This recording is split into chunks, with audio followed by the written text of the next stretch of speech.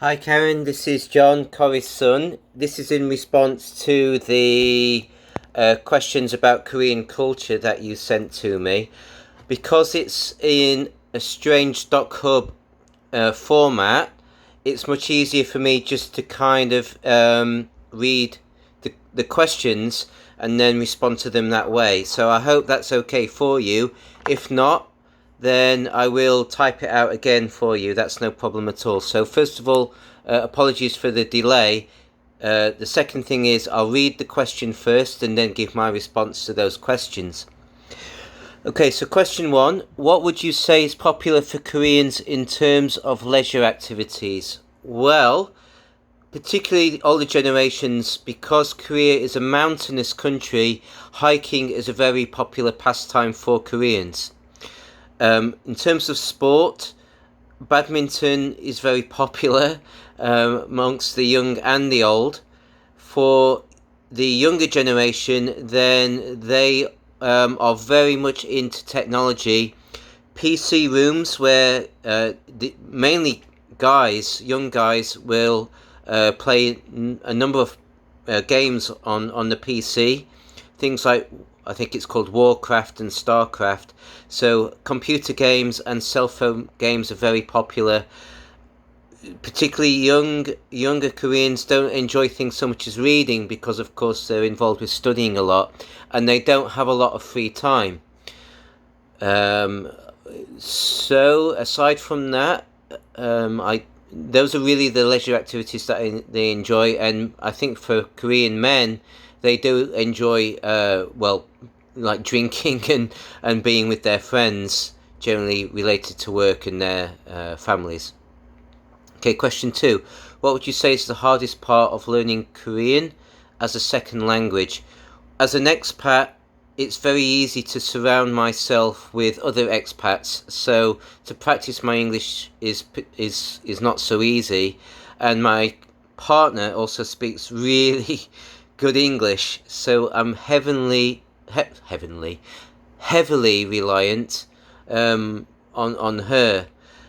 The it's Korean itself, Hangul, the language, is very easy to pick up and read, but they are very different in terms of grammar and a lot of vocabulary to learn. So that is very difficult as well. So memorizing the big changes in the vocabulary and the grammar aspects are particularly difficult as well. Okay, question three. Do you strictly adhere to standard Korean etiquette, or would you say that it is more of a circumstantial practice used in specific situations? Secondly, would you say that these practices are used in different ways by different generations?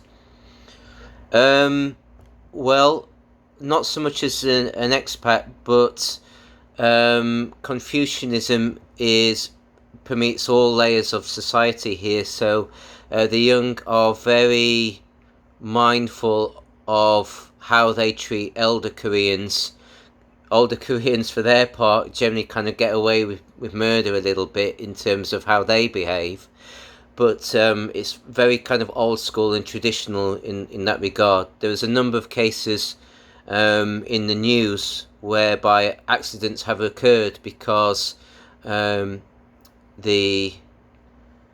say like for example a co-pilot wouldn't want to overrule a captain's commands and so on. There's a famous cases in particularly in the news in that regard. And generally I also try to adhere to standard Korean etiquette. Very commonly, always take your shoes off when you enter somebody's house. Not leaving chopsticks in rice bowls. If you stick your chopsticks in a bowl of rice, it symbolizes death, which is something that I learned very quickly when I came to Korea. And just generally behaving in the same way that is respectful to any kind of culture, really. With that. Question four. How frequently does the music scene seem to change, and how diverse is the music industry in Korea in your opinion? It doesn't seem to change, really.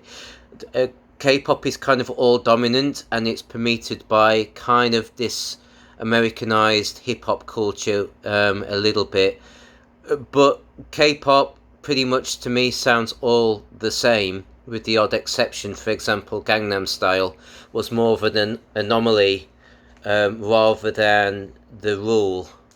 It all sounds pretty much the same. Like pretty much like Western boy bands, whereby they have kind of like a set dance moves. The lyrics are pretty much the same. I love you, you love me kind of deal. It doesn't really change. In the 12 years that I've been in Korea, it sounds pretty much the same. Generally, K-pop bands are kind of ruled by business owners. It's a little bit shady in that regard. And yeah, it's not really diverse. You really have to kind of dig deep to follow the particular music scene as you would do back at home, in terms of like indie bands or dance and DJs and that kind of stuff. Okay, question 5. Do you view the Korean education system as particularly demanding and competitive? If so, do you believe this to be more of a governmental pressure or one that general society has created? My partner would be a better person to ask in terms of the second question. However, the Korean education system is one of the most competitive in the world, if not the most competitive. It creates a lot of stress for students right through to when they're very young and start middle school. Is that students by and large don't stop studying from 9 o'clock until 2 o'clock in the morning in a lot of cases, because they go to their regular school, and then their parents, to keep up, and because of the competitive nature of the education system, they will send them to kind of cram schools, after school, they call them hagwons, but they're called academies. So a student might go to a math academy for an hour, then an English academy, and then taekwondo, and then maybe go and play a musical instrument. So they're feeling a lot of stress at the same time, which goes back to the previous question about what they like to do in terms of leisure activities. Outside of education, particularly the youth, they don't do much, because generally they just want to sleep and relax with their friends, if at all, at the weekends. But it's very competitive. It's very difficult to get into those top universities in Korea. Seoul National University, the University of Seoul, Sogang University, and then maybe if they want to study abroad as well and go to places like America or Beijing University in China with that. 6. In your experience, what is the biggest difference between UK and South Korean culture? A lot. Koreans are generally, I feel, are more polite. They bow more, and they are very welcoming when you enter a restaurant. Restaurant culture is very different. It's very difficult to go out and eat a meal on your own, or to eat on your own, really, because eating together is a communal pastime, and to that extent as well is that they're a big believer in family and adhering to family structures. So obviously the father is the dominant person, and what he kind of says goes, and children generally don't leave the home as young as they do in the UK. So boys will go and do military service for 2 years, and they may come home, and generally students will live with their parents at university, and might even stay and live in the home until their late 20s, early 30s, whereas in the UK, young adults will generally leave earlier than that. So those are the big differences as well, but they generally do enjoy the same kind of things as we do. Football is arguably the most popular sport, although it's on a kind of a par as baseball. But they drink heavily, like unfortunately Brits do. The food is obviously very different. they have a lot of spicy food, and it's dominated by a lot of spicy food, particularly pickled vegetables, most commonly kimchi. And the UK, of course, has a reputation for bland food, so it's very fiery, very spicy, particularly with the vegetables, as opposed to UK food as well. 7. How has Korean culture changed in recent years, if at all? Well, because of American influence, since the end of the Korean War, then it's becoming more Americanized. South Korea, a lot of words that they have taken on are American. So things like radio, MP3 player, they will call them radio and MP3 player. Whereas in North Korea, because of that, it's a completely different word. Also, I would argue that Koreans are getting fatter because more sugar and snacks are entering their diet from Korean influence. Things like they drinking beer and chocolate and all that kind of sugary food is resulting in Koreans unfortunately becoming fatter, whereby traditionally their food focuses around a lot of vegetables and rice, which is by and large quite healthy. With that, they're also very big coffee drinkers, and I don't know how that used to be, but there's a coffee shop in every kind of corner now. With that, and even more so than it used to be, because Korea's economy is growing as well. I think it's the 12th largest economy in the world, and because it's becoming more affluent, they're starting to break habits from old ways a little bit. So you'll never see, it's very rare to see people wearing traditional Korean clothes called hanboks. Generally they wear Western clothes now, becoming more familiar with American and British music, and that influences K-pop as opposed to the old traditional music played on a gaegum or I can't remember the names of the other instruments in that way. How dedicated to their work would you say the average person in Korea is? Very dedicated, almost that you might get people who stick by and are kind of what you call one-man business people, that they'll stay with the same business. A lot of people go into family businesses as well, so it's kind of, trades are kind of passed on as well. So if the father has a trade, then that would be passed on to their son to run the business. Because of the chaebol influence as well, is that a lot of families own conglomerates and have sister companies based off one dominant company, like Samsung, Daewoo, Kia, and those companies kind of prepare for the welfare of their employees. So they are very dedicated to their work. They work long hours, from very early in the morning till gone midnight in a lot of cases. 9. What's your favourite thing about the Korean language and English language? Well, the similarities are that you probably know, I know more Korean than I think, because they've taken on a lot of English words, so that is really helpful. What I also like is that you don't have to concern yourself with pronouns and third person singular verb agreements as you would in English.